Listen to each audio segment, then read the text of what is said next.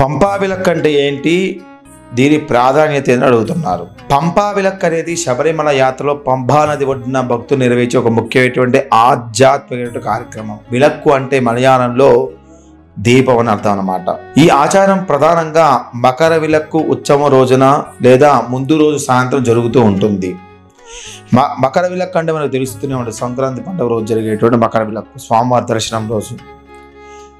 ఇక పంబా విలక్కు అనేది ఎలా చేస్తారంటే భక్తులు చిన్న చిన్న అరటి కాండాలు లేదా చెక్క మొక్కల్ని ఉపయోగించి ఒక గోపురం లాంటి నిర్మాణం తయారు చేస్తారు. ఈ గోపురంలో దీపాలు పెట్టి ప్రత్యేకంగా తయారు చేసిన ఒత్తుల్ని పెట్టి వెలిగిస్తారు. వెలిగించిన ఈ దీపాన్ని పవిత్రమైన పంబా నదిలో వదులుతారు.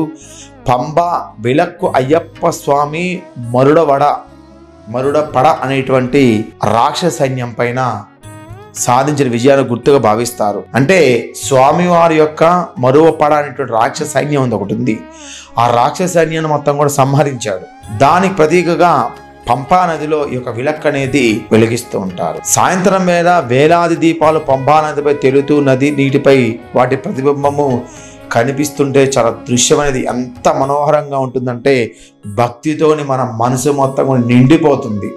భక్తులు పంబా విలక్కును చూసిన తర్వాత మకర సంక్రాంతి రోజున అయ్యప్ప స్వామి యొక్క మకర విలక్కు దర్శనం కోసం శబరిమలకు బయలుదేరుతారు. ఈ దీపాల కార్యక్రమం పంబా నది పరిసర ప్రాంతాల్లో ప్రశాంతమైన ఆధ్యాత్మికమైన వాతావరణం సృష్టిస్తుంది. అయ్యప్ప నామస్మరణతోని ఈ ప్రాంతం మొత్తం కూడా శరణమయ్యప్ప అనేటువంటి వాక్యంతో మారుమోగిపోతుంది. ఎట్లంటే